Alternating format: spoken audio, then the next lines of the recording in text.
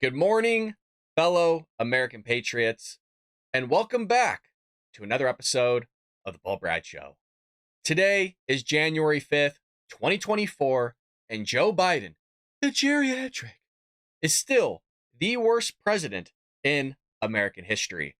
Today, we have Wonder Woman herself, Jacqui Heinrich, in the hot seat once again for Fox News, questioning John Kirby on the humanitarian aid that is going to Iran. And wait till you hear John Kirby's response. It's like a high wire act without a net, except the only thing falling is our collective IQ. And if watching this administration pretend they're not allowing Iran to fund more terrorist proxy groups isn't enough, Jacqui exposes the White House on fabricating a story about Republicans not wanting 2,000 additional agents at the southern border. The fabrication of lies is so wild from this administration that if the White House's tales were a book, it'd be on the fiction aisle right between Harry Potter and A Guide to Honest Politics. But folks, let's start at the beginning of the exchange between Jacqui Heinrich, our Wonder Woman, asking John Kirby a question that should be simple. Yet, in the halls of the Biden White House, nothing is ever simple. Roll the clip. Thank you, Kareem. John, Iran made two transactions withdrawing from the previously frozen funds in Oman. What were those transactions for? I don't have the details on that, Jacqui. You're going to have to let me get back to you on that. Okay. I'd let the office know before that I was looking for this question, so I hope to get one today. Sorry. Okay, I'll come back to you with that then. Of course. Folks, what the hell was that? So let me get this straight. Jacqui took the time before the briefing to give the White House a heads up about her question so that they could be prepared to give the American people answers. And what do we get instead from John Kirby? Bewilderment, a plea of ignorance, confusion. The dude didn't have a clue, just like his boss.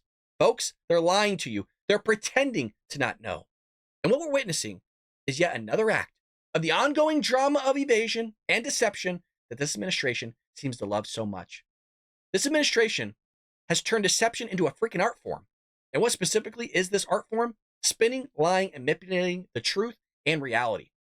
Remember inflation? That whole thing? 40-year high, 9.1%? They told us, it's not that bad. While prices at the gas pump and our grocery store screamed otherwise. And what about redefining the word recession?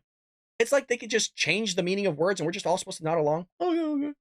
And the border crisis. Suddenly it's everyone else's fault but theirs. And don't forget about the saga of classified documents. That whole debacle that went on for weeks, where they lied not just once, not just twice, but 5 times to reporters and the American people. It was honestly like a mystery novel, except the stakes were national security and the plot twist was real life. And don't forget about Afghanistan. That narrative was so far from the truth, it's freaking head spinning. Now we're supposed to believe the White House's story about Iran. This is an Iran where anti-American sentiment isn't just a policy, it's a national pastime. Where death to America isn't just a slogan, it's a rallying cry. Where burning the American flag and mocking U.S. leaders isn't just accepted, it's celebrated.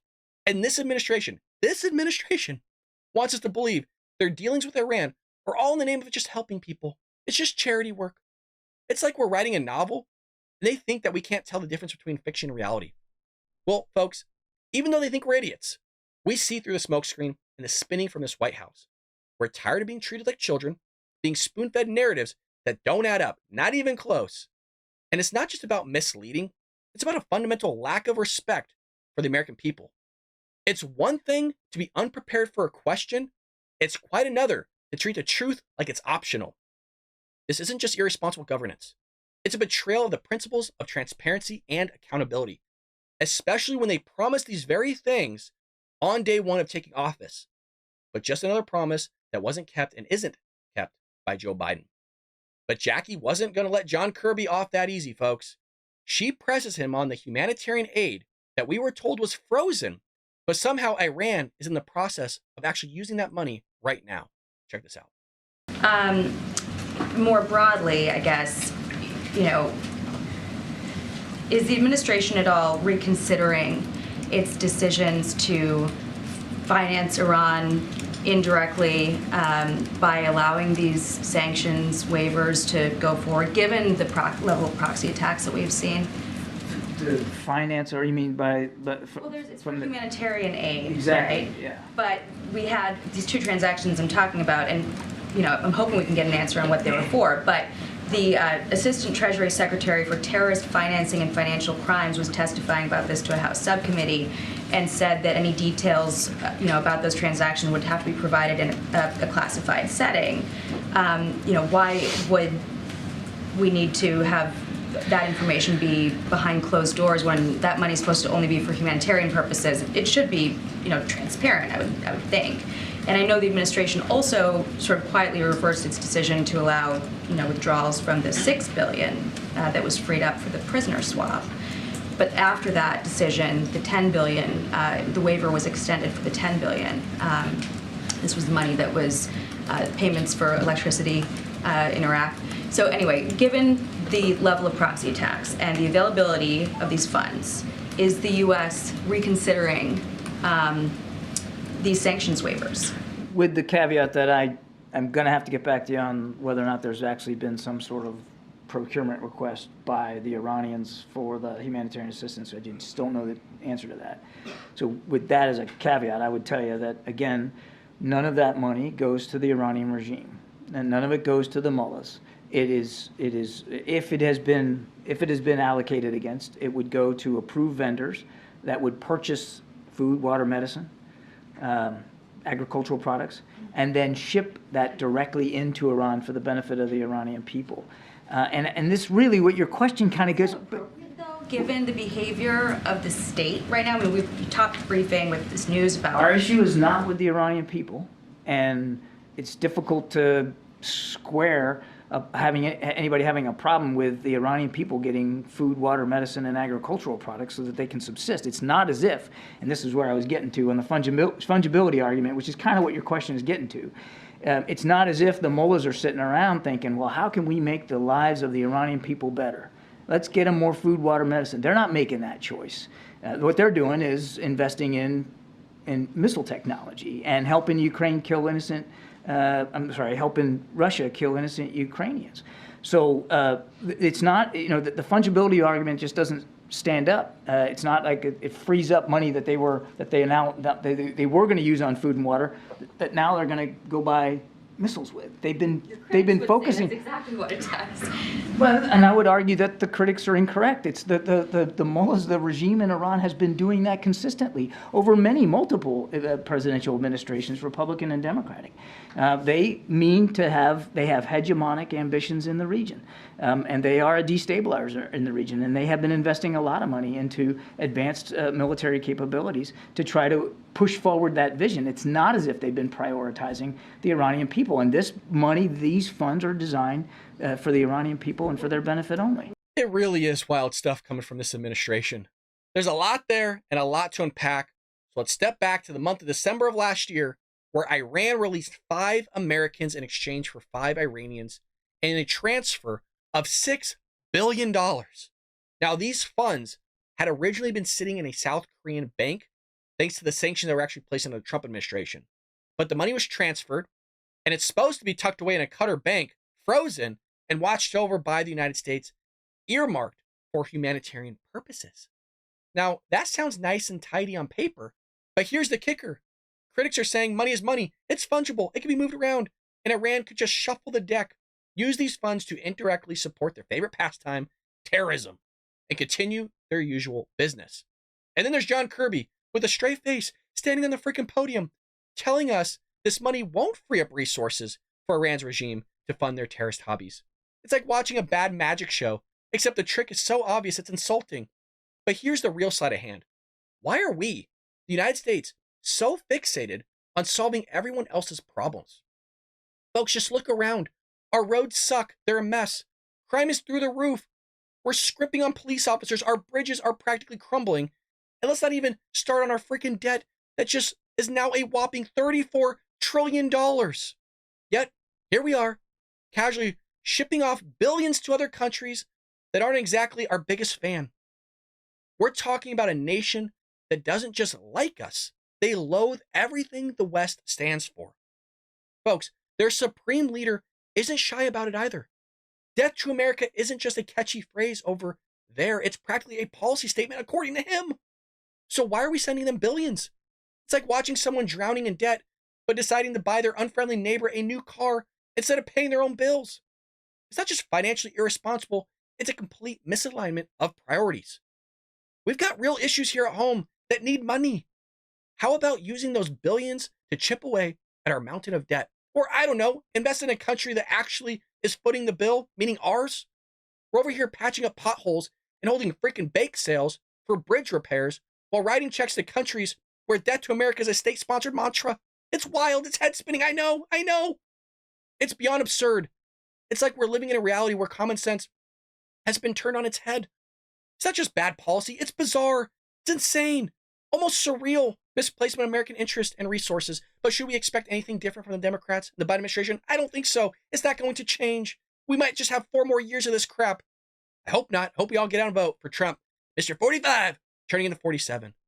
And speaking of bizarre, just the other day, Karine Jean-Pierre made a claim that we all watched here on the Ball Brad Show, or should I say fabricated a story out of thin air about Republicans not wanting an additional 2,000 Border Patrol agents at the border.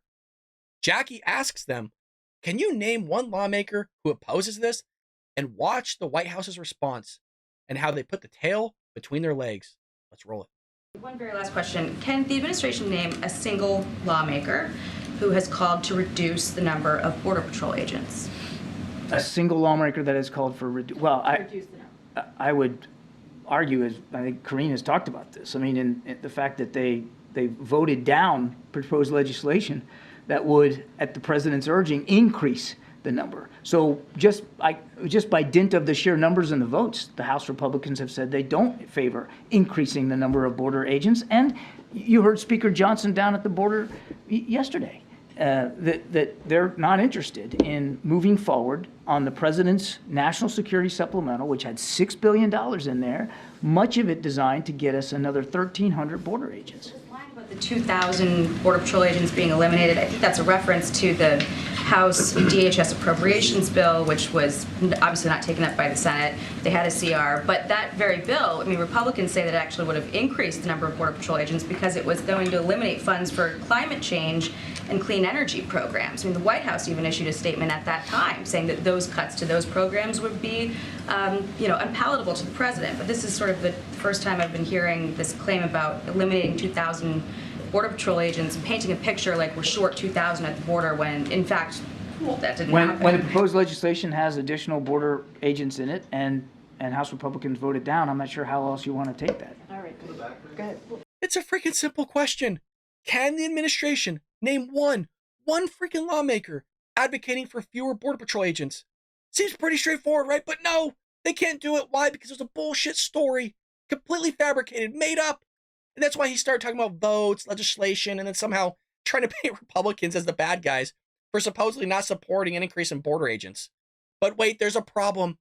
Because John Kirby just miraculously and conveniently omitted something important, something critical. And that was the House DHS appropriations bill. This bill, which the Senate didn't take up, wasn't about slashing Border Patrol numbers, folks. It was about prioritizing funds. Why? Because we're freaking $34 trillion in debt, and the Democrats can't wrap their head around it. And Republicans argued it would actually increase the number of agents by reallocating money from, guess what? Climate change and clean energy programs, which are a complete waste of American taxpayer dollars. And the White House, well, they didn't like those cuts, of course not, because it goes against their narrative. So who's really playing politics here, Karine and John and Joe, I guess, with border security? I think we all know the answer to that one. It's the Democrats. And what's really mind-blowing here is Kirby tries to spin this whole thing on Republicans rejecting additional border agents. But that's not the whole picture, is it? It's like saying you hate vegetables because you didn't eat the Brussels sprouts, ignoring the fact that you ate the whole damn salad for lunch. So let's call it what it is. A classic deflection. As Trump might say, classic deflection, fake news, folks, fake news, it's all fake. Where's CNN back there? This administration is trying to make it seem like they are the only ones who care about border security, painting Republicans as the ones cutting back. But the reality is, it's a game of priorities. It's about where is the money going? Are we focusing on real issues like border security? Or are we funneling funds into the administration's pet projects? Again, we all know the answer to that one. It's like watching a magician trying to distract you with one hand while the other one is pocketing your wallet. It's not just disingenuous, it's a sleight of hand at the expense of the American security. We're supposed to believe that this administration is the champion of border security, yet when it comes down to the nitty gritty of funding and policy, the narrative gets murky. Not to mention, they're shattering record after record, month after month, on apprehensions at the border. It's not about a lack of agents, folks. It's about a lack of clarity, a lack of honesty, and prioritizing what truly matters. And meanwhile, the American people are left wondering who's really looking out for the security and integrity of our borders. When Texas tries to step up, when Arizona tries to step up, this administration is doing everything they can to stop Texas and Arizona and heck, Florida from protecting our borders. They want illegal immigration because they know in the future it's going to be Democratic votes. It's not just confusing, it's frustratingly opaque. It's time to demand straight answers and clear priorities, not political double talk that leaves our borders and our security in a perpetual state of uncertainty. As we wrap up today's show, folks, it's clear we're living through an era where the truth is not just elusive, it's being actually obscured by a White House that seems to believe they can spin their way out of any situation. But there's one thing, the American people aren't as gullible as this administration seems to think, and the polls show it. We're tired of half-truths and the whole lies. It's not just about being misleading, it's about a fundamental lack of respect for the American people. And we see that on the podium from Karine Jean-Pierre in this White House each and every week. From Iran's humanitarian aid to the fabricated tales of border security, we've uncovered the administration's playbook. It's not a strategy based on transparency or accountability. It's a strategy of distraction, deflection, and deception. And it's not just irresponsibility, it's an affront to the principles upon which this country was built. As we end today's episode, remember this, folks. The truth matters. It's the cornerstone of our democracy, the foundation of our freedom. And here on the Bald Brad Show, we'll continue to chase it, to uncover it, and to bring it to you because you deserve nothing less. Stay vigilant, stay informed, and most importantly, stay committed to holding those in power accountable for their words and their actions. We'll see you next time, where the quest for truth continues. God bless you, and God bless America.